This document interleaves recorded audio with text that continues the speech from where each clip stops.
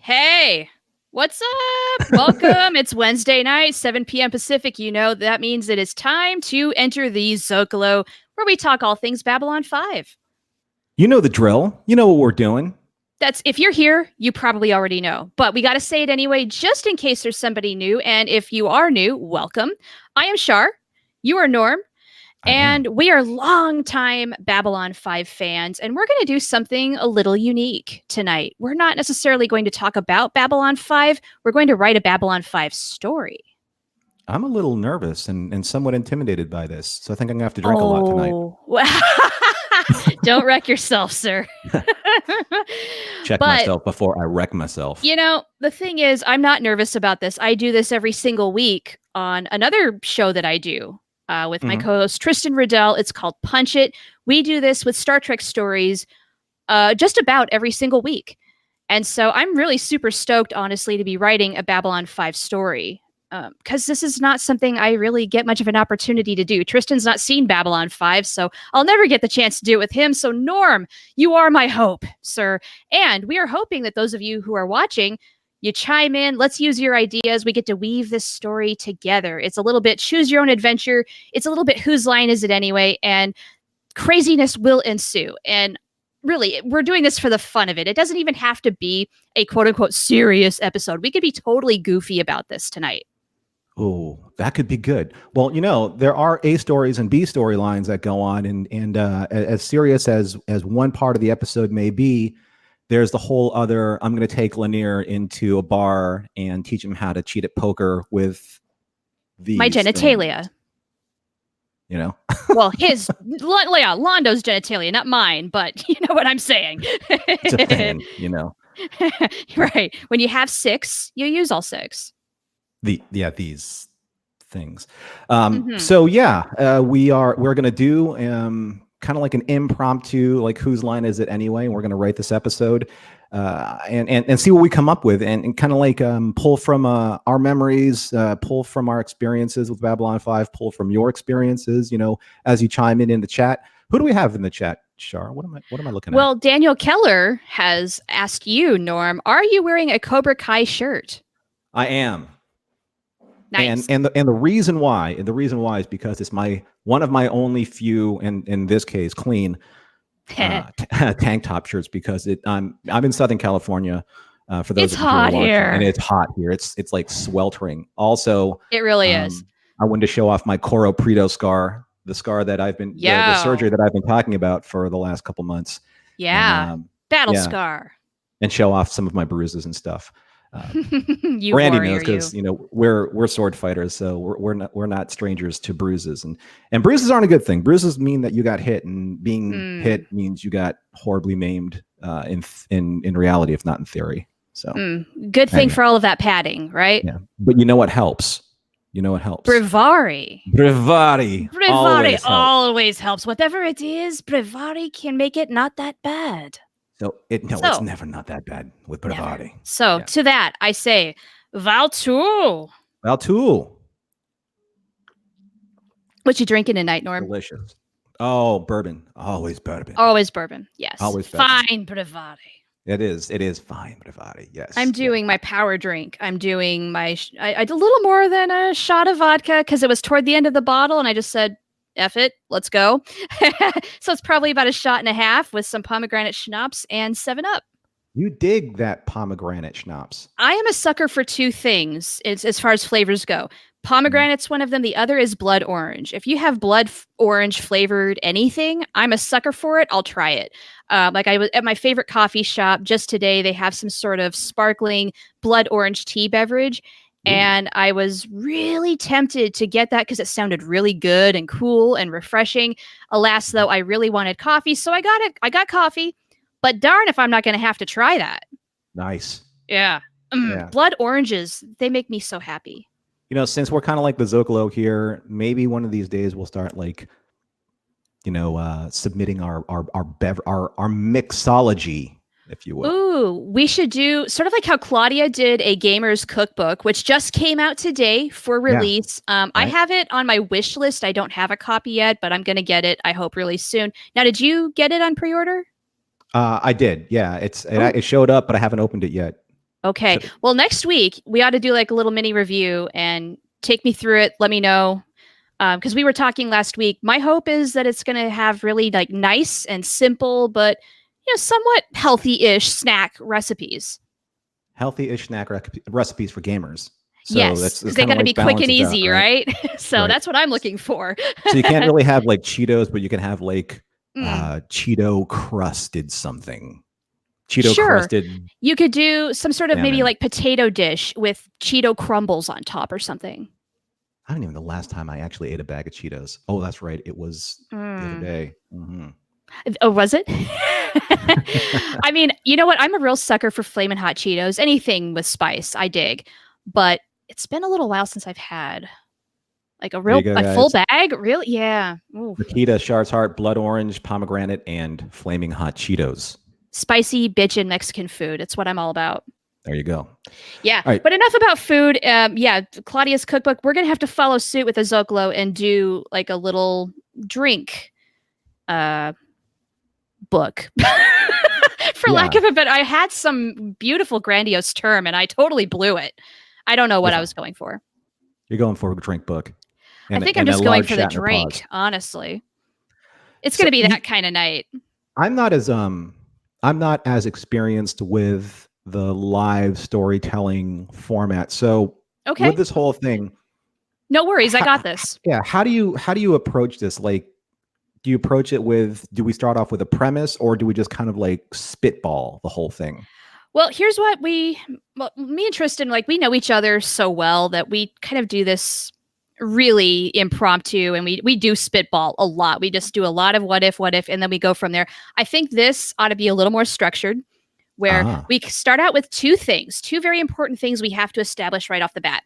The time and probably the main characters of probably the A plot for simplicity's sake. We determine those things and then we kind of go from there. Now, when you are writing a story, it's really easy. It makes your life a lot easier if you decide, okay, what do I want to accomplish in this episode?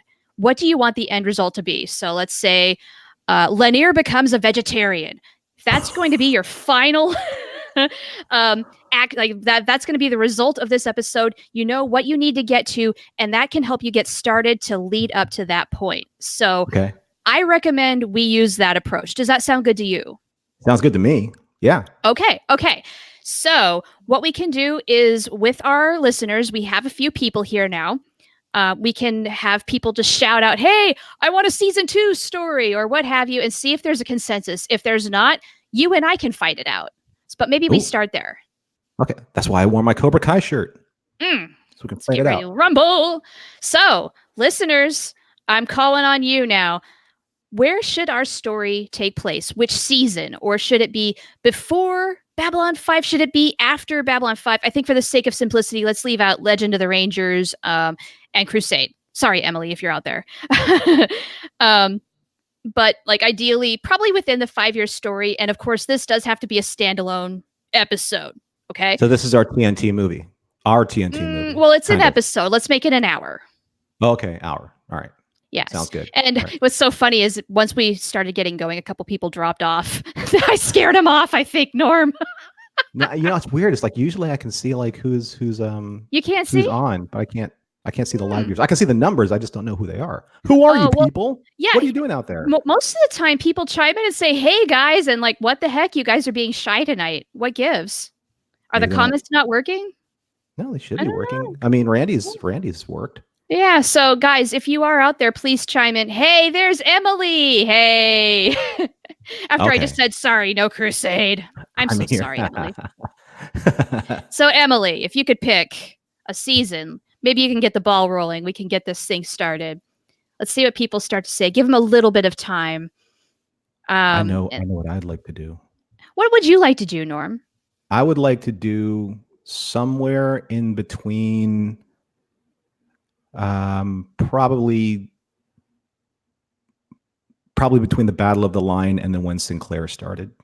Or is that like too different? Oh, like pre Babylon 5. Well, Daniel Keller says, let's start in season 2.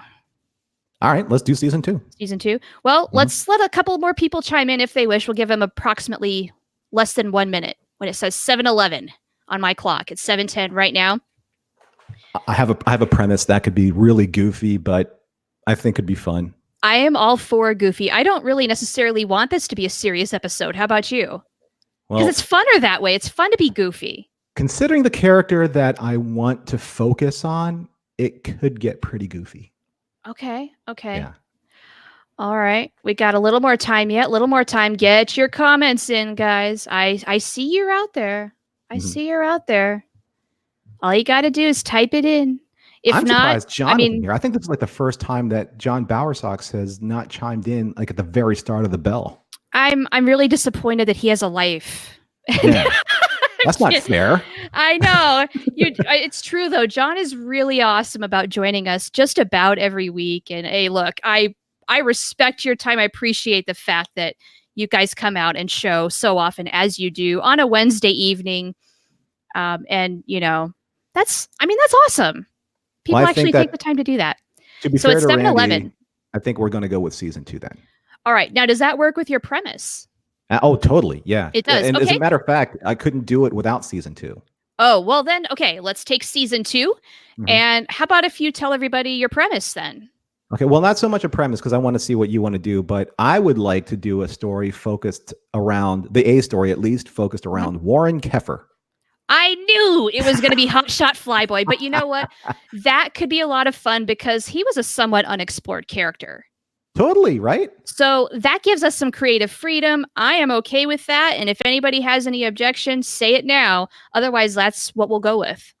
And I do have a premise for that character. Okay, well, let's hear it. So I'd like to do a little bit of what happened or what did Warren Keffer do after his two buds after he read on the list of the fallen Gropos, his two friends. And because all you really saw was him staring at the list and then just kind of like looking down and being all sullen and depressed. So what happened after that? Like, what did he do? Okay. So that's going to kind of lead to the eventual outcome of the episode. Yeah. Okay. So we're going to start there. That's not where we're going to end, but that's something to work with. We can do that. Yeah. That's, okay. I mean, I just want to get Keffer in there just because we poke a lot about, was it Robert Russler, as Keffer? And I know that JMS was kind of, he was kind of pushed to put that character in there to get the hotshot Maverick type. He was. He was never hot on that. No, and it was very kind of a 90s thing to have, like, he does look a little bit like Luke Perry. So, a little bit. In that realm of kind of like, hunky type characters. I mean, compared to say Garibaldi. Yeah, but nah. But compared to Garibaldi, he's young, he's the hotshot. He's young, but like he's not like Mario Lopez hunky. Well, who is? I mean, well, I don't know. Mark Paul Gosselaar was a great all right, so you have Saved by the Bell on your brain because you're talking about AJ Slater. Now that I thought about Mario Lopez, yeah. Oh, that's the next thing we should do is we should like throw in like who should we have for guest characters maybe. I think we need to have like Alpha Star Fury Squad with Mario Lopez, Mark Paul Gosselaar, Luke Perry, maybe Priestley. Christian Slater, Ian Ziering. I know my 90210. I'm not proud to say. You know what? I never watched 90210. Is that a surprise? Well, you can if you want to. I could. There's always I never did. I don't know why. I just didn't. Anyway, Daniel thinks that I thought you were going to go with a Top Gun in space idea. LOL. Well, it kind of is because Keffer is this. He's a hotshot pilot, and he probably. He's come away and he's come back from all of his missions, obviously, until the very end where he gets splashed by the shadow vessel at the end of season 2. Right. But I don't think that we ever saw him kind of in the environment of, wow, I really lost some people that I really, really liked. Yeah, and he did. A lot of people, like, really, as far as guest characters go, the guests on Gropos were incredibly memorable. All three of them. I mean, I loved Dodger. Well, more than 3, but you know what I mean. Yeah. But when it comes to at first, like he hated those guys, and then all of a sudden, he came to be friends with them, and then all of a sudden, he became to be like kind of like comrades in arms, like that soldier bond. Yeah, they accepted him. Yeah. Yeah, and then all of a they really sudden, cared for him. they got wiped out in their assault. So right. Okay. So we've got a premise. Now we need kind of that resulting action. What is the outcome of this story going to be? If he's starting out maybe in the after effect of losing two comrades, that might be a little depressing. Do we want to end a little lighthearted? Do we want him to end up the hero? What say all of you? Let's see. Emily says a story should start at a problem. Well, I think losing somebody is a good enough problem. It's not necessarily a problem, but it's a situation. It's a dilemma. It's the angst. There we go. That's the word.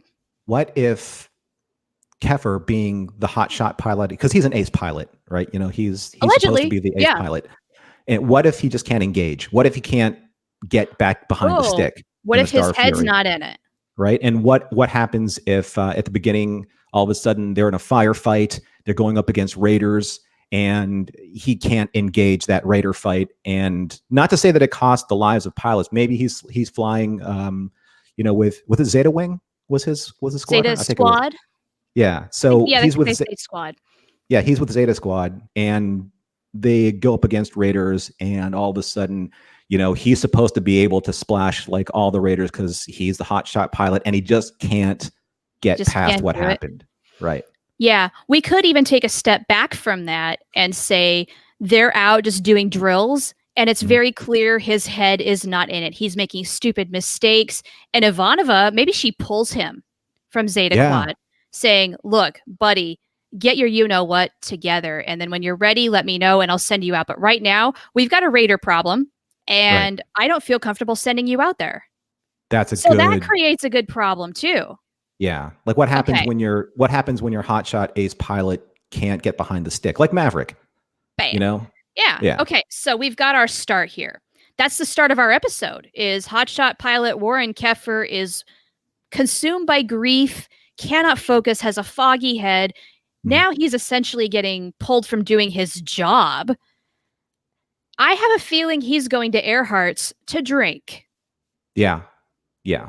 And there'll be this whole thing where, maybe like when, he's being told to engage, you hear like all of kind of like the squawk boxes going off. And then he kind of is flashing back to like, him and those two guys like having the cigar and the drinks in his quarters and high-fiving each other and getting into that fight. And then he just can't shake those. And then looking at the board, and then looking up at their names, and then flashing back to the two of them being dead on that planet. After the assault I of the like base. that. Yeah, it's all replaying in his head. He can't be in his quarters right now. Maybe we even have like a little, clip of that where he tries to go back to his quarters and he's like, I just can't even be in here. Maybe it still reeks of cigar smoke. I don't know. Yes. Yes. No, exactly. So then that's why he goes to the bar and starts drowning his sorrows. Cheers. Yeah. It actually, cheers, Val too. It could actually even be like 24 hours or 48 hours after the fact. And he's been trying to get maneuvers and all that kind of stuff under his belt. He hasn't had a chance to clean up his quarters. And then he sees like a cigar, like half-burnt cigar, like in an ashtray, like on his table. Oh, man. Yeah, that would actually, when we get to our ending, maybe that cigar is there. And instead of looking at it as like oh my God, I can't look at this and handle it, it's kind of like looking back and reflecting on the good time that he had. And it's a lighter thing because as Daniel is saying, let's end it on a lighter note. If we're starting off heavy, let's end light. Right. And when they both saw him, what was the big guy's name? Was it Tank or Bull? I just don't remember offhand. Oh gosh. The big guy. Dang it. I know Terry Jones is like, come on, guys, you should be. Yeah, of course, because he's rolling his eyes at us. It's totally appropriate. We'll look it up. That guy shoved a cigar in Keffer's mouth as soon as he, sat down, and he spit it out. What if he found it underneath the? It was Large. That was this guy's name? That was Large, and then Yang was the young guy. Large and Yang. Okay, so Large sat him down, slapped him on his shoulder, shoved a cigar in his mouth. Kefir spit it out.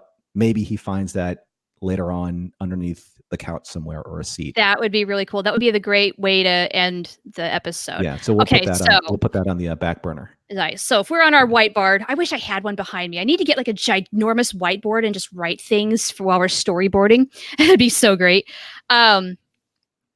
He's in the bar. He's drinking. What if Garibaldi comes by to talk to him? Or about Dodger. Because he lost Dodger. So they can commiserate just a little bit. Maybe Garibaldi can give him some perspective, and either they can wallow in it a little bit, or that Garibaldi can help him snap out of it, or at least just, I don't know, do something for him. Right. Okay. So we have Kefir set up as the A story. Do you want to entertain a B story? Potentially, but I think we should maybe... I don't know. This is tough because Babylon 5 is so complex. I don't know if we could get through an A story and a B story within an hour. We could try, but I kind of want to go through our A story first if we have time for a B story. And if there's some way we can interweave it, great. But that might be too much for us. I don't know. Okay. So we'll it's our first time doing it. So all right, we'll stick with Kefir then. So to summarize, I guess this will be Act 1. This is 4 acts, right? With 4 breaks. So in Act 1, there's a situation where Babylon 5 is ramping up their training maneuvers with Zeta Squadron. Ivanova doesn't feel comfortable because Kefir is basically failing at maneuvers. He's not keeping up to the quality of pilot that he is. Yep. Lousy mistakes, very uncharacteristic of him. Something is clearly wrong, and she needs him to figure out how to get past it. So he needs to clear his head. He goes back to his quarters. He hasn't been there since that battle. He goes in there and he kind of like, and smell is a very, very powerful, odor, instant, but recall device for memory. So maybe that's where he kind of like, he looks at that chair, he has those memories, smells the cigar, and that's those memories. And then he's like, I can't be here. So he's going to go to the Zocalo, goes to the bar, sits down, asks for something. And then he's had a few. Yeah, he's had a few. Now, meanwhile, that's probably where Ivan was like, hey, Garibaldi, it's like, I need you to talk to him because, you're going through losing Dodger in that same battle. How are you coping with it? And you know what? No, can I modify that a little bit? It's a good idea. Sure. Yeah. I'm just kind of. Yeah, no, this is good. This is how we make it happen. You're doing the right thing. But what I'm thinking is, we have Ivanova and Garibaldi talking to each other. And then we have Garibaldi, though, automatically reaching out to Kefir first. Mm-hmm.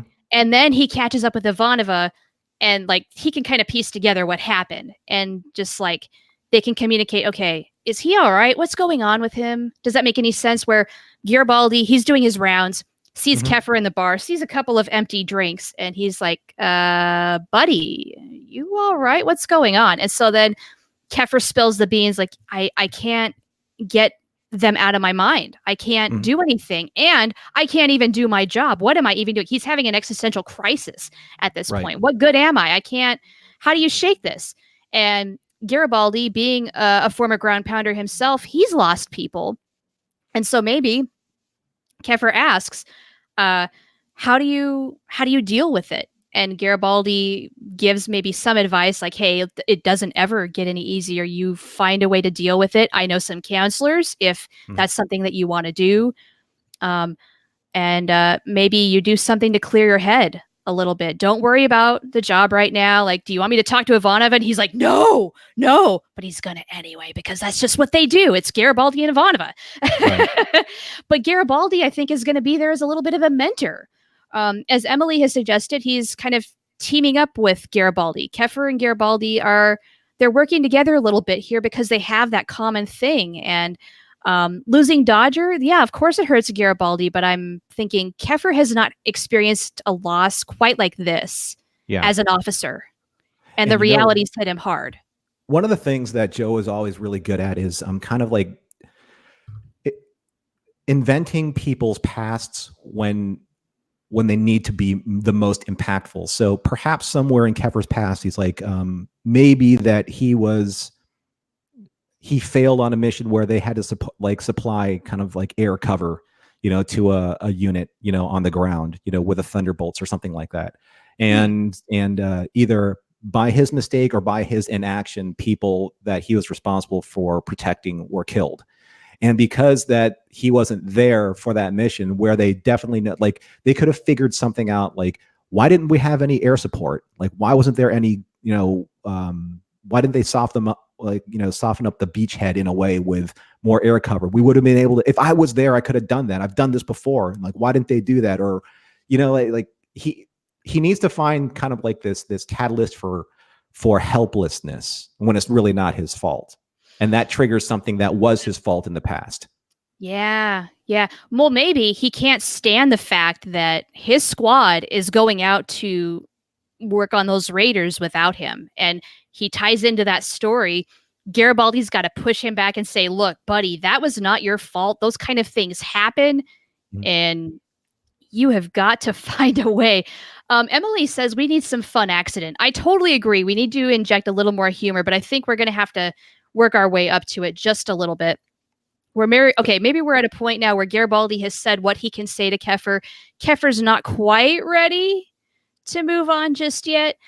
Garibaldi moves on to go do his thing. He catches up with Ivanova, and Ivanova sees Keffer at the bar table, and so then Ivanova asks, everything okay with him? I saw you were just talking to him. And Garibaldi says, no, he's a hot mess right now.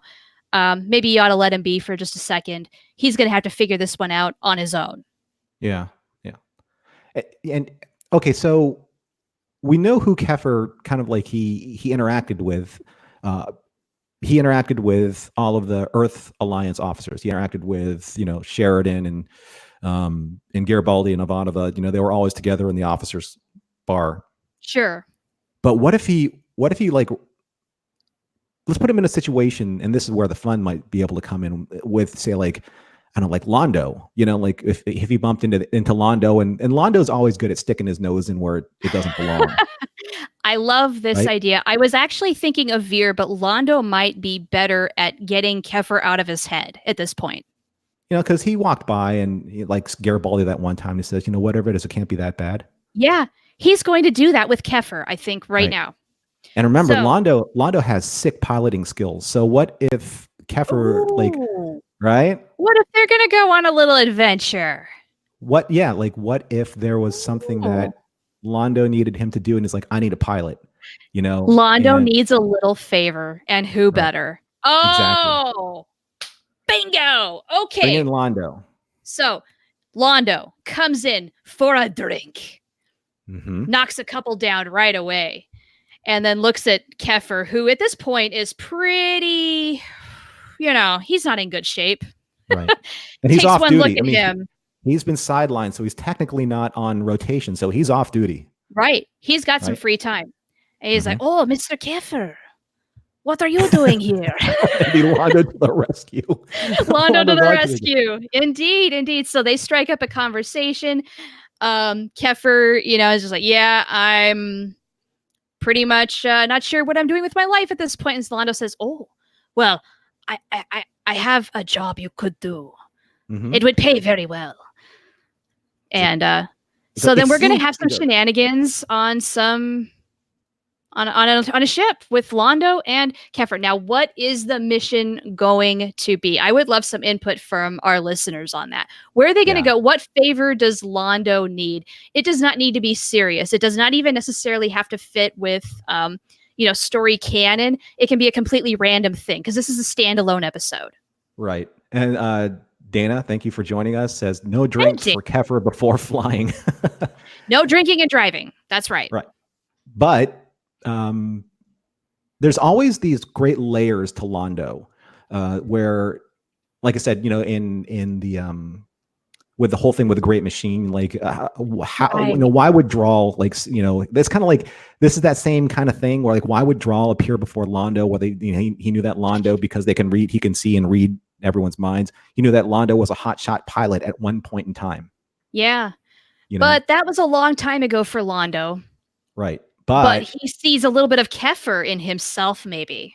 Right. Because when Londo sits down, Londo would be like the best bartender, because he can, like, draw out. He's like, he's like the psychologist that you'd least expect, right? You know, he'll sit down with you. true. He's kind of like Garrick, you know, like Garrick, you sit down with Garrick and all of a sudden you're telling Garrick your life history. And all of a sudden, and the only thing he asked was, that jacket doesn't quite fit you now, does it? And all of a sudden, you know, at the end of the episode, yeah, he knows everything about you. It's so true. Yeah. Bartenders, by and large, they are the most underpaid psychologists out there. You know, it'd be cool if Kefir was there and was like really late, and all of a sudden, you know, like he's not going to leave the Zocalo, and then Londo just walks behind the bar, and he's like, "Don't worry, I have a very interesting relationship with the bartender." He goes, "He owes me a favor." That's even better, right? Ooh. So now Kefir is there, like you wouldn't understand. He's like, "Oh, you know, it's like, oh, try me. After a few of these, I believe I will understand quite well." I like it. I like it. Okay. So we have a suggestion for where they're going to go. It's a trip to Mars. Mars. Interesting. That is not something I personally would have considered. What is on Mars that Londo needs? That's something would have to figure out. Because it's Londo can't just get his hair care. They must have really good hairspray on Mars. What? I love it. I freaking love it. Mars, there's big corporations on Mars, like Edgar's Industries. They make the best freaking Aquanet hairspray that Centauri, by and large, uses. It's the biggest export Mars has. And Centauri love to use that product on their hair, and he has run out, and he needs to go out and get some. What? I don't remember when this happened. This might actually be before it happened. I don't remember. But oh, no. It was during Sinclair. Damn. What? Because I really wanted for Londo to go there to get the Jaquan Eth plant on Mars. But that was in season 1. Now, you know what? I'm honestly very happy with going out to get hairspray all the way to Mars. It's like. Yeah. It's just like, you know what? You need to get out of here. I need to get out of here. Let's go get some hairspray. That would be kind of like the thing is like, I have a very important mission for you. Top secret. Yeah, he makes it super important. You can't tell anybody. Right. And it will affect the entire landscape of the Centaurum. Yeah. Londo is he's going to get a case of it. He's going to sell it for double the cost he pays at a premium. Make a little profit on the side. What if for some reason when they made their peace treaty with Earth, that Emperor Turhan was given a gift of all of these like and they're sold out, right? And only through the black market in Mars can Londo get this so he can cultivate favor with Emperor Turhan with hair care products. I effing love it. They go all that way to find out that there's none freaking available because what the supply they had all went to the Emperor. Right. And they have to go back empty-handed. So good. Oh, right? Bam. That's fun. But the funny thing is that they'll do all this kind of stuff. They'll meet up with like Mars Resistance, maybe, Free Mars. Like the Free Mars group. And because Londo can't show his face in public in Mars for some reason. I don't know. So does Kefir have to go out and get the hairspray? Kefir has to fly Londo there. Okay. Because Londo will make some kind of excuse. I have a feeling Londo's just going to get drunk the whole time. This is time away. It's party time. Maybe he just needs a companion. He goes, "You'll need to get off the station. I need to get off the station." Right. But he goes, "But I need a pilot. I need a pilot, and I need somebody who knows certain people on Mars. Maybe he knows that Kefir knows people on Mars or something like that." Maybe he does. We don't even know that as a fact, so we can make that up.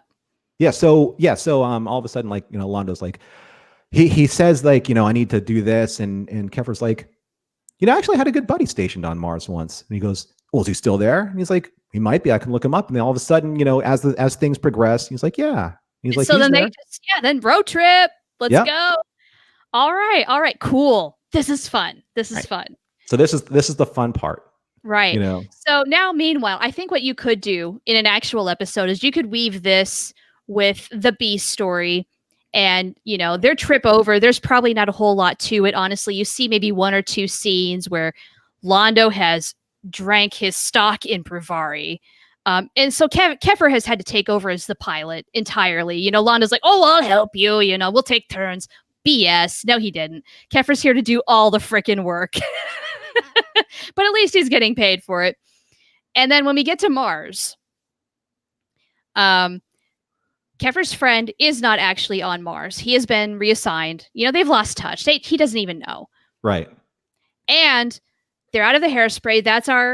That's taken care of. And then they have to go back empty-handed. So honestly, I was completely wrong. I think we have figured out our A story. That's the story.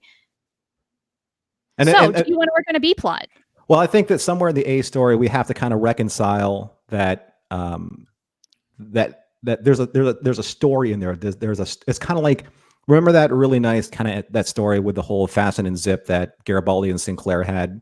Sure. You know, like what if we can like mimic that a little bit, where the Kefir's talking about all these different problems that he had, the reason why he's not on duty anymore, and Londo's like, that reminds me of something in my youth. You know, he tells him a story. The whole kind of like, you know, let's get. What I've always loved about Londo, especially, you know, with when he says, you know, my shoes are too tight, but it no longer matters because I've forgotten how to dance. I love those moments because they still humanize Londo. And in season 2, he's starting to kind of like drift towards being more of an agent for Morden and for Rifa, right? So I want Londo to have kind of like that moment in Knives where he's like singing with Veer at the operas and stuff. Having a damn good time. Yeah, you know. Yeah, getting away from the darkness for a little while. Exactly. And okay. That I just kind of give Londo that if I can't lighten up, at least I can help this guy lighten up. Yeah. Yeah, and really, I think that's what's going to get Kefir out of this funk, is they go on this failed mission, but you know what? They had such a good time. Yeah. And so he's practically hugging Londo at the end, just like, hey, thank you.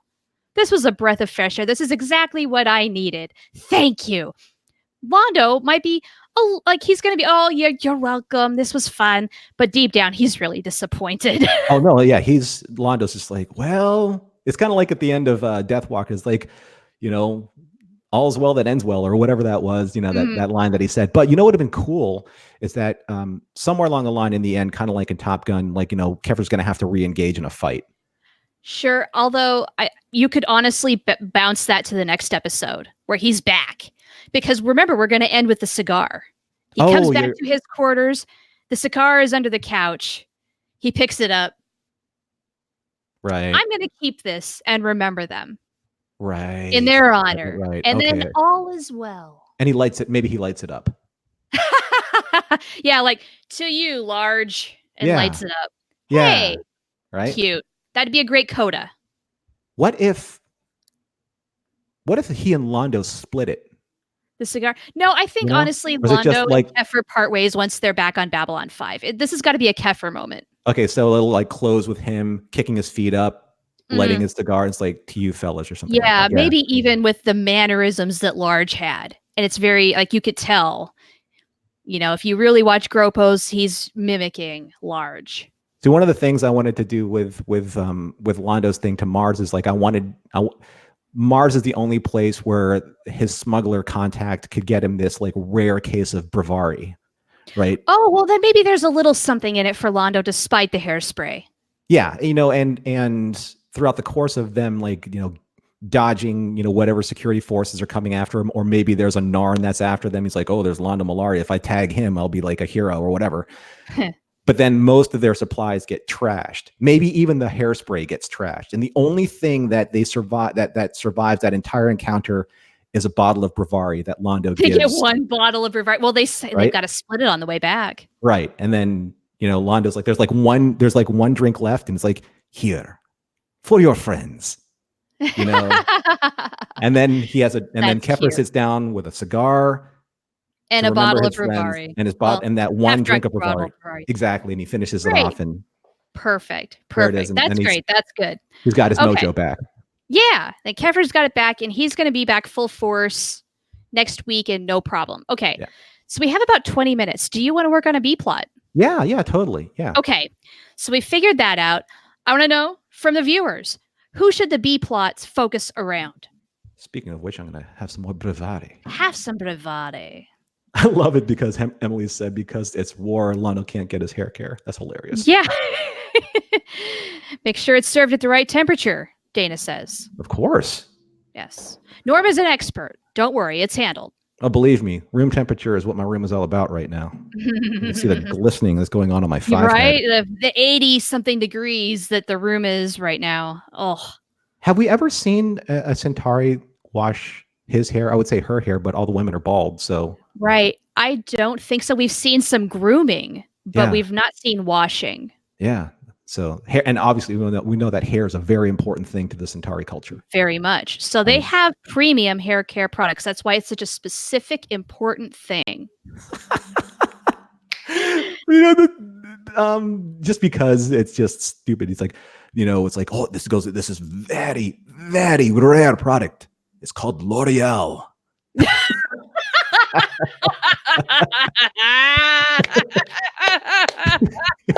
Right? That's effing great. Right? Because it's very bad B5. L'Oreal. This is L'Oreal. Or Suave or something like that. Oh my God. Or Aquanet. Yeah. Oh my God, that's so great. Or he says it. I mean, you can have that product placement, right? I mean, there's Zima and then there's freaking L'Oreal in the future. Right. So Dana has a suggestion for the B plot. Is Morden lurking in the background somewhere? I don't know. He could maybe be looking around for Londo and Londo's nowhere to be found. So maybe Morden is walking around trying to find him, asking various people, hey, have you seen Londo? Yeah. But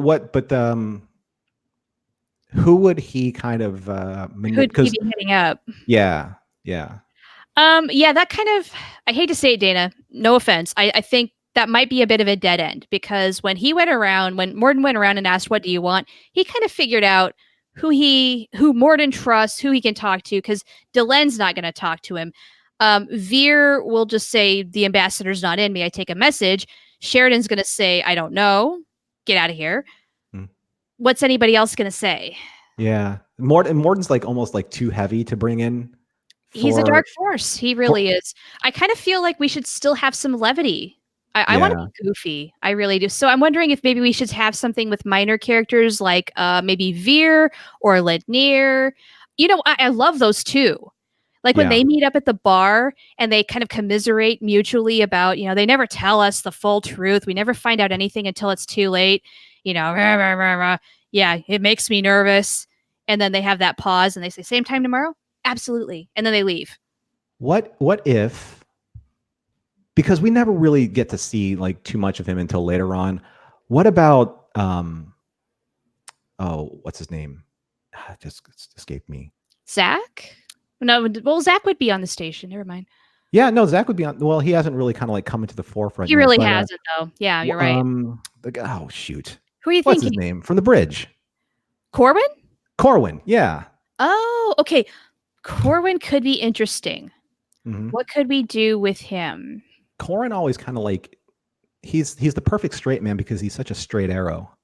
Yeah. Right? Yeah, he puts himself in some strange positions, though, like with the love bat and the whole thing with Ivanova bringing her flowers. Right. So we could have a comedy of errors, B-plot. It just ends up being so weird. Like he needs to deliver something. And he's kind of like the Three's Company character where all he gets is a soundbite and he doesn't really know what it means. And it ends up being like lesser than it is. Yeah. Yeah. And then watching him figure it out, he does everything wrong. Right. And because he doesn't want to, he still by the book, but he still has to follow orders. Right. But he's a little too rigid. Yeah, it's Corwin's off day. It's Corwin's day off. He's not on duty. So what does he do?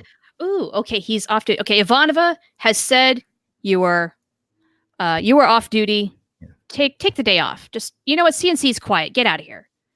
But he's like, he doesn't know what to do with the day off. Like he's not that guy, right?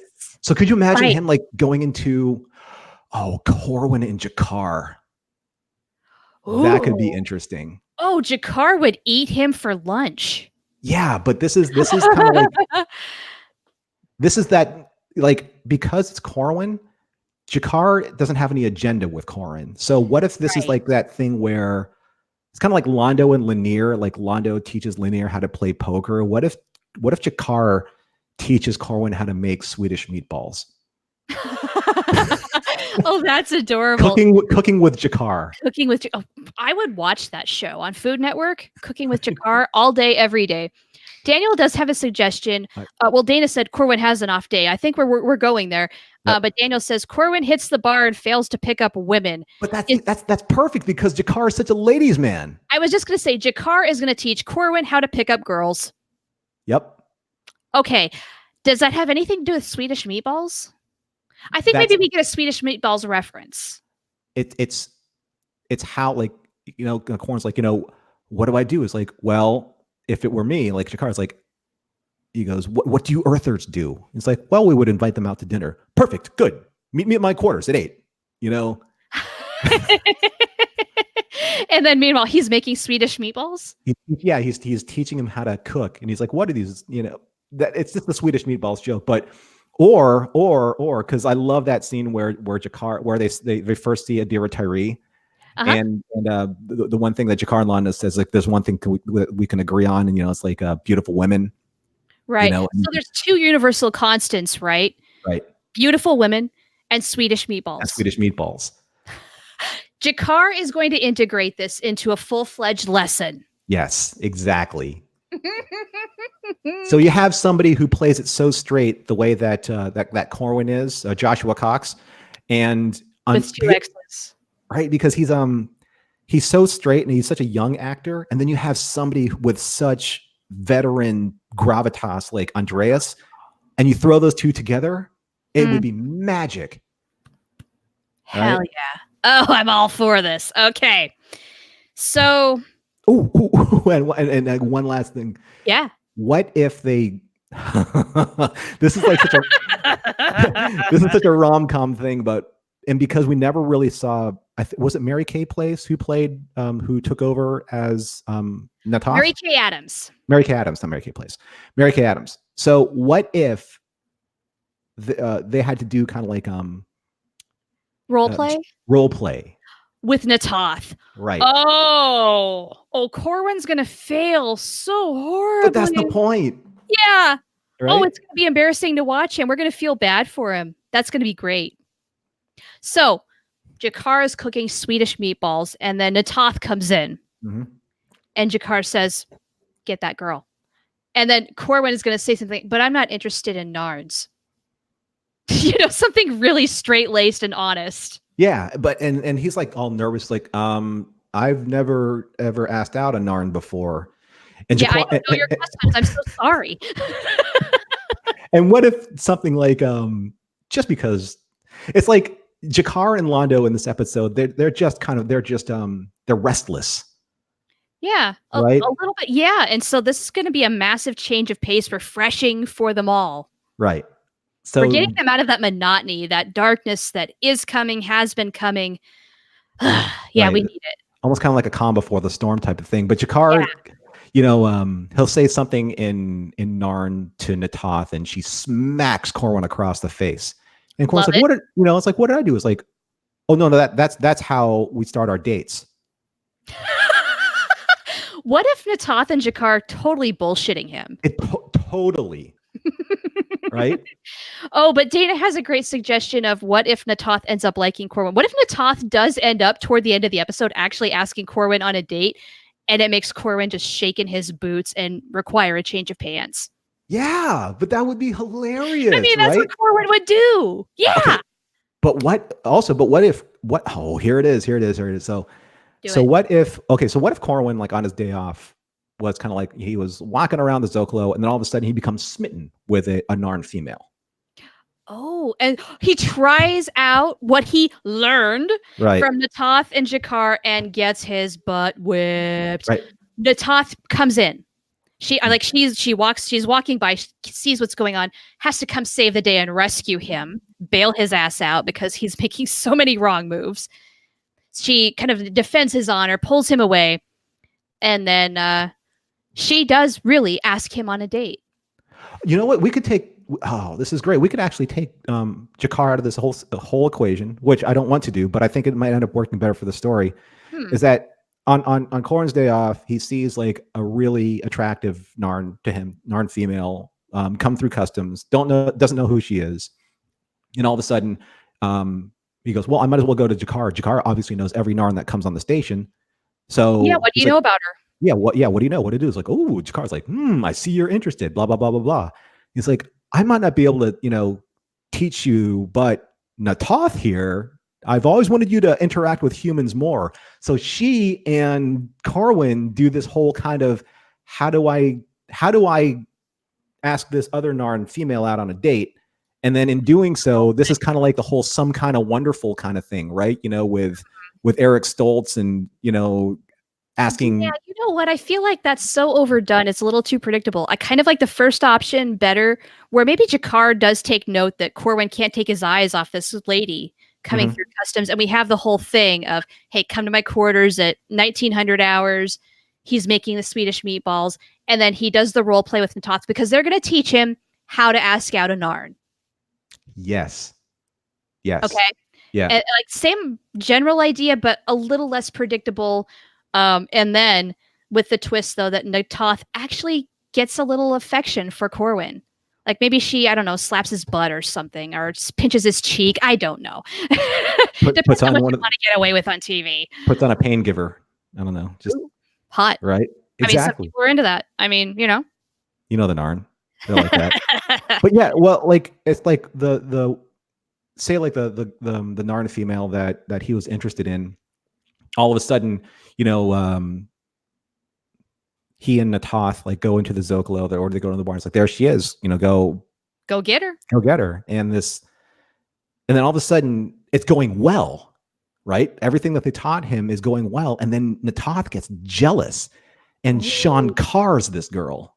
Oh, and then that's why Natoth fights this girl off. Oh, that's an interesting twist too. Okay, I mean, there's a little bit of rom-com in there. Exactly. Okay, so we're melding those two ideas into something even better than the sum of those parts. Love it. See? Love it.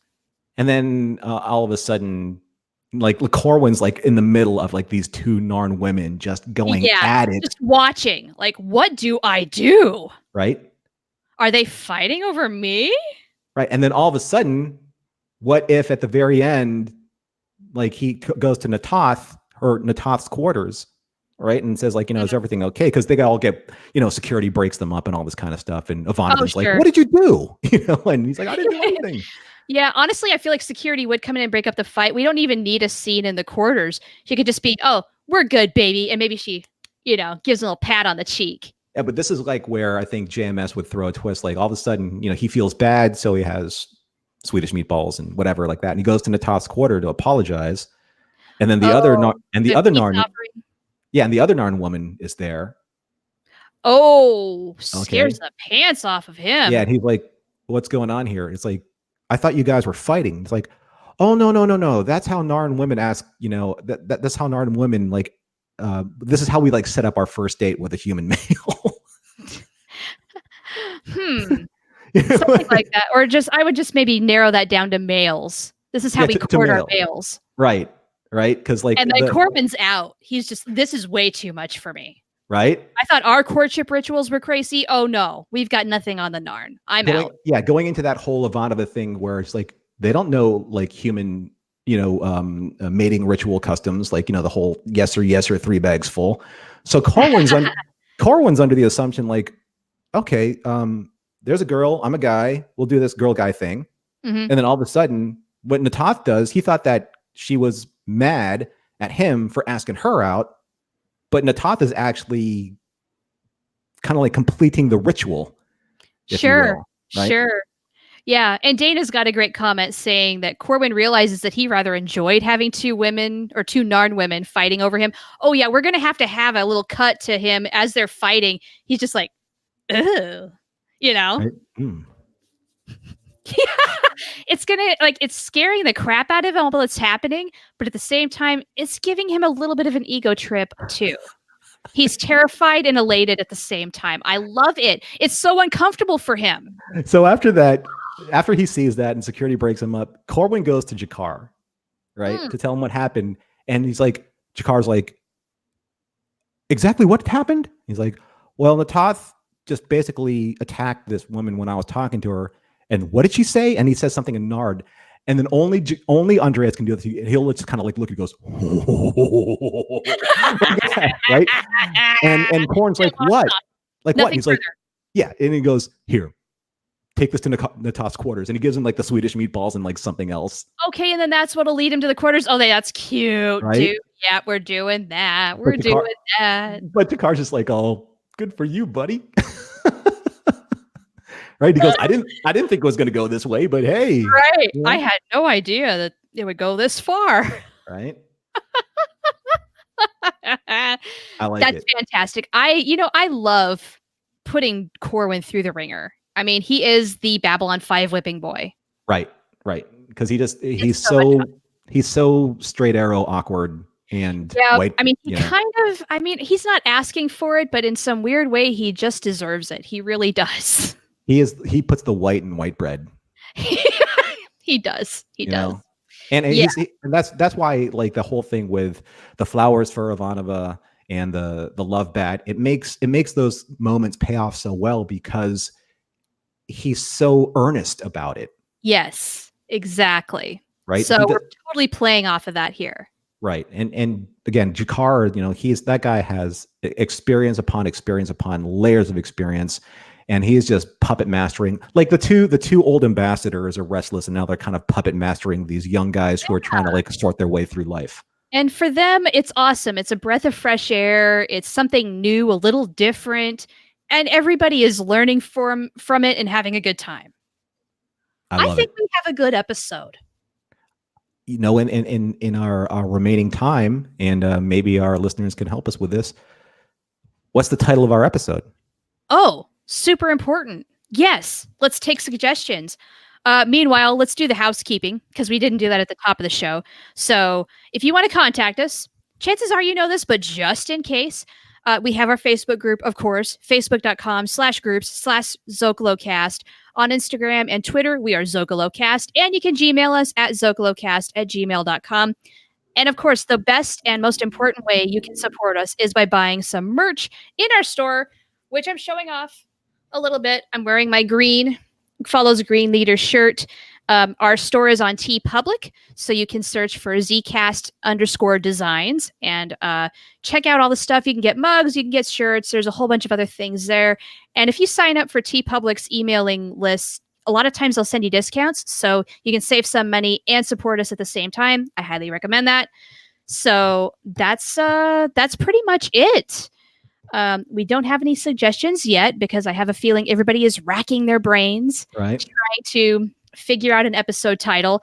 You and I, Norm, need to figure out what we're going to do next week. We do. Man, we always piggyback from show to show. What could we do that ties in from what we've done here tonight? Well, I mean, I would like to probably discuss a little bit more about some of the other characters that we haven't really seen that much of, like Kefir, like Corwin, like Nataf, minor characters that ended up being, a little bit more influential than we thought. Oh, and how they were influential? Yeah, like the moments where they became, I wouldn't say like, linchpins to the story, but they're always there. The characters that are always there when you least expect it. Oh, okay. Maybe we could talk about those moments. Yeah. Right. Okay. Like with Kefir went out. I mean, he wasn't a well-written character. Obviously, he wasn't well embraced. The idea wasn't embraced by JMS, but he did serve a purpose in the end. I mean, he did get the data crystal that captured the shadow vessel in hyperspace. Right. He did do something very important. So we could talk about those pivotal moments that minor characters have that really did mean a lot. Exactly. And, I like it. Yeah, the unsung, I wouldn't say unsung, but there were characters that we would like to have seen more of, I think. Something like that.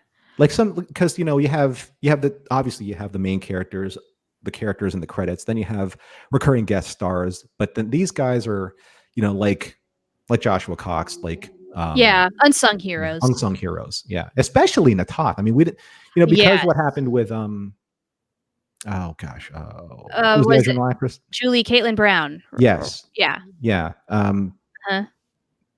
she ended up getting kind of like the Natoth character kind of gotten written off a little bit. Then all of a sudden, like later on, we found her, or Orlando said that she was jailed after the, Right.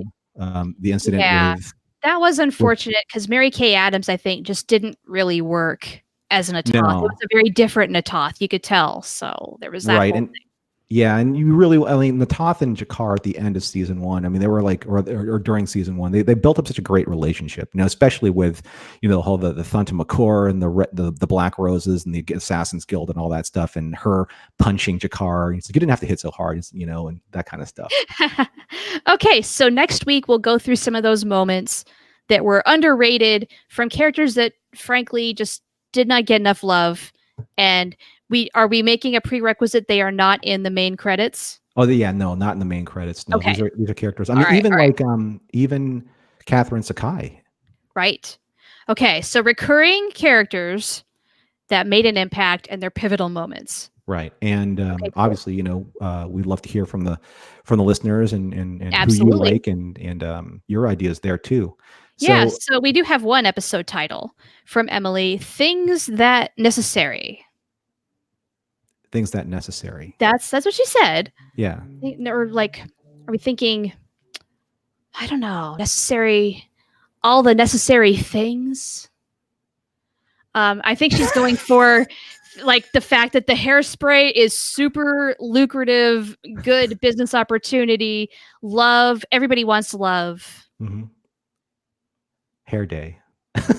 Bad hair day.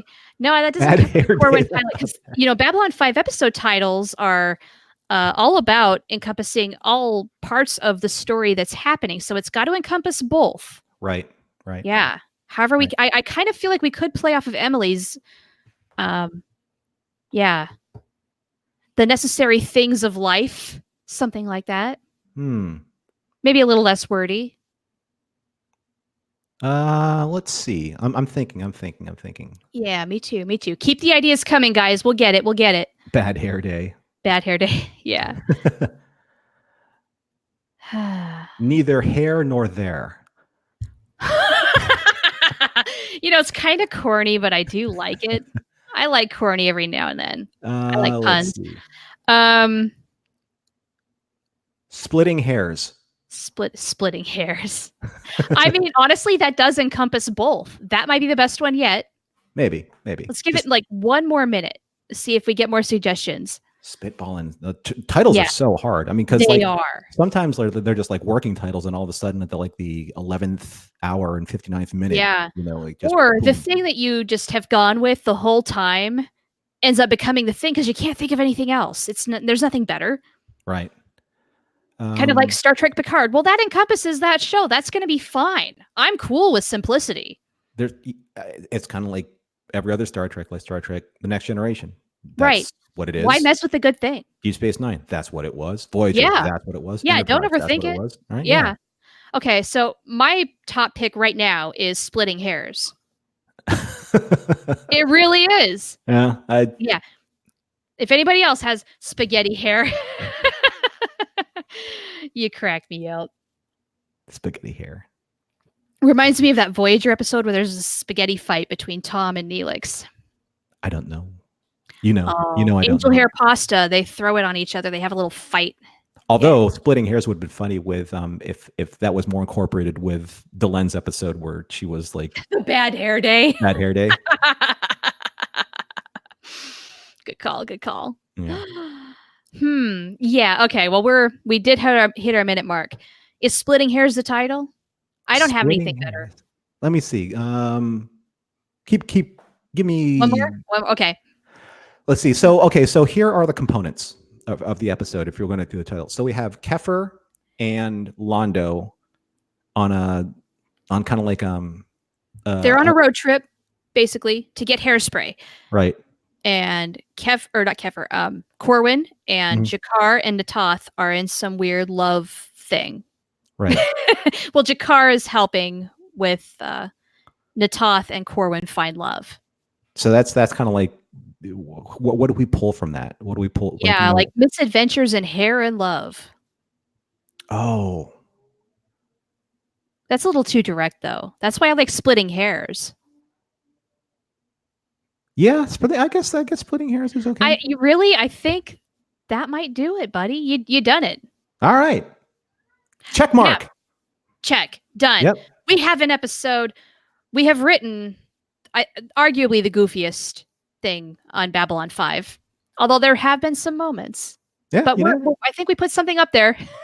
So thank you everybody for all of your ideas as we went along, as we tried to string them in. Thank you for your suggestions. Even if we didn't take all of them, it's always good to have a springboard for other ideas just to keep things rolling, because it's hard to come up with this stuff all the time. It really is. The more people involved, I mean, you don't necessarily want so many people that there's too many cooks and then there's absolutely no vision. But at the same time, when we have a small group like we have, you get differing opinions, different ideas, and then that helps kind of sweeten the pot, so to speak.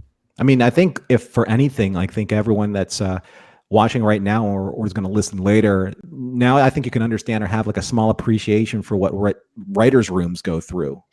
This is kind of like a little microcosm of that, very non-professionally, yes. Right, because that's what I do on Punch It. Like take this idea, then all of a sudden sell the network or tell somebody in production, like, okay, this is the idea that you're going to set anywhere between $800,000 to $1 million to. Yeah, they're committing a lot of money to this, and so that is why it's such a high pressure job. I mean, think about it. Yeah, that's why I'm not a writer in Hollywood. Back then, or way back in the day, it used to be my dream that I was going to be a screenwriter and probably write for TV. You know what? I'm kind of glad I ended up not going that route. I would probably have developed a horrible addiction or be dead from the pressures of doing that kind of work. That's not easy. No, it's so cutthroat. It's so wishy-washy. You're dealing with real big egos and power and stress. I honestly can't imagine. I mean, I like doing the home game where it's fun. Yeah. Yeah. And there's no dollar tag like attached to it though. But I mean, really think about that. Like on for that day, your call sheet's going to be Peter Jurassic, Andreas Katsoulis, Jerry Doyle. Yeah, you know what? We gave a lot of people the day off. Yeah. So Mira, take a break. Bruce, take a break. Right. Yeah. But we're gonna have to pay CG to get us to the trip to Mars. We're gonna have to. That might cost a little bit. Well, that budget is gonna have to. We're gonna compensate. Yeah. Exactly. The Raider fight at the beginning. Things that people have to do in real life. Exactly. Yeah. So. Which is why the home game is so much better, because you don't have to actually crunch those numbers and adhere to them. We can do whatever we want. I'm staring at your two cats. My cats are waiting for food. Yeah.